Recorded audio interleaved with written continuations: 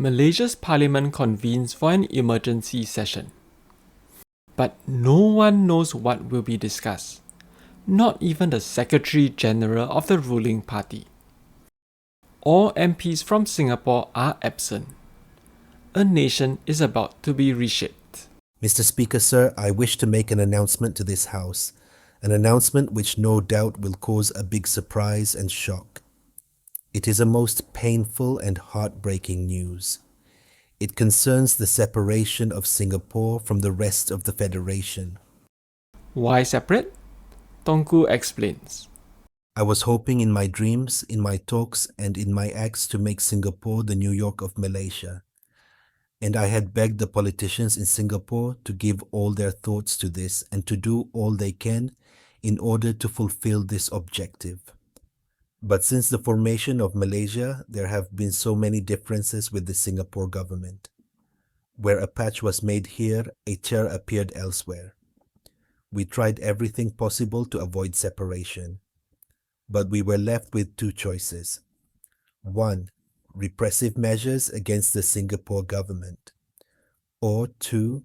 Severing connection with a state government that has ceased to give even a measure of loyalty to the central government. We will not take repressive measures as we are a democracy. And repressive measures will not solve the problem because the seed of discontent, fear, and hatred has been sown not only in Singapore but elsewhere. But this wasn't only about internal tensions.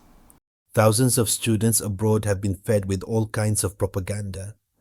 A Malaysian Malaysia suggests the Malaysia we have now is bad, that all advantages go to one race. Foreign journalists are under the impression that the Malay race dominates the central government, that there is discrimination against the Chinese in all fields and in all matters. Is our quarrel with the PAP because we are afraid of them? The PAP itself contested elections in mainland Malaysia without any success, and the only party which had been banned in Malaysia is the Communist Party. There can only be one Prime Minister for the nation. There cannot be two. So, the best course we can take is to allow Mr. Lee Kuan Yew to be the Prime Minister of independent Singapore in the full sense of the word. And so, the Tunku concludes. Others speak up, some with sorrow, some with fury. Opposition leader Dr. Lim Chong Yew of Penang protests the haste.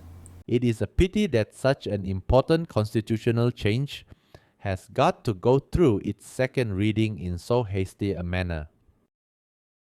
We did not even have time to talk to our colleagues until we sat down here. To put forward a measure of this importance with so short notice is, to put it very bluntly, making a nonsense of democracy. Finance Minister Tan Siew Sin strikes a sombre tone.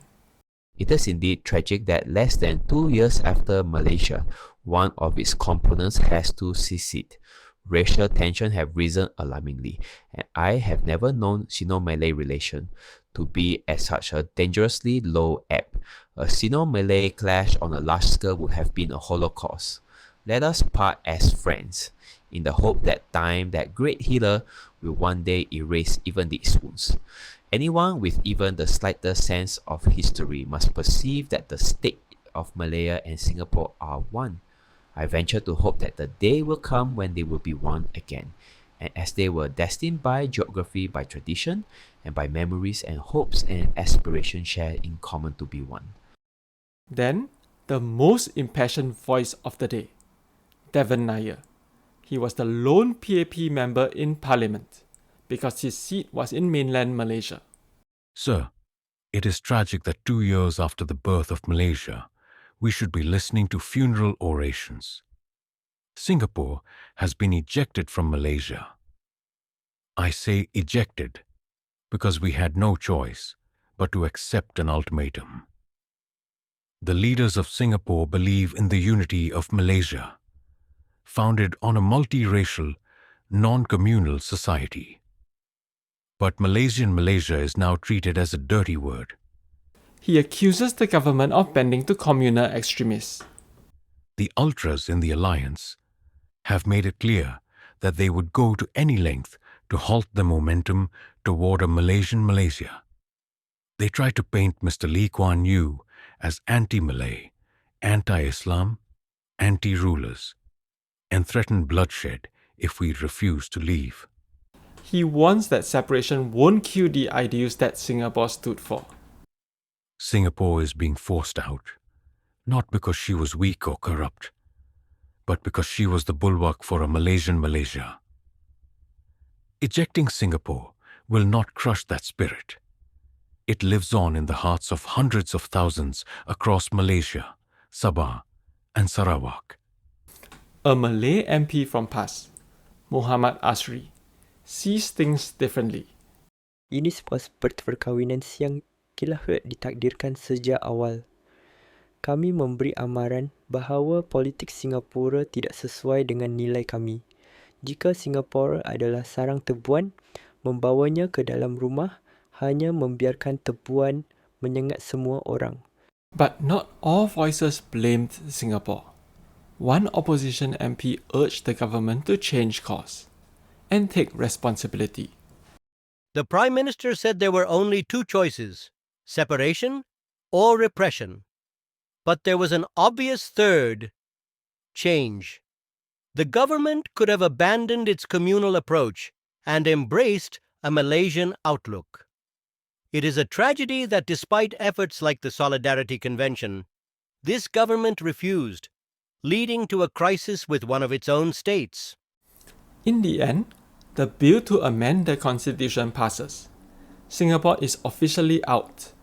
But before the vote was taken, Devan Nair takes a parting shot that's fierce, fearless, and unforgettable. I'm not a quitter.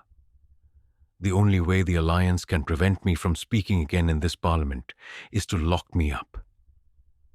I have spent 5 years in British prisons. I'm prepared to spend a few more, to catch up on my reading. And so, with the stroke of a pen and the silence of absent voices, a nation was divided. What began with a dream of unity ended in separation, not with cheers or celebration, but with grief, warning, and resolve. The speeches that day remind us how easily ideals can fracture under pressure, and how costly it is to walk away from difficult conversations. But they also show us that conviction, even in isolation, can echo far beyond the chamber walls. History isn't just shaped by those in power. Sometimes, it's shaped by those who refuse to stay silent. Thanks for watching.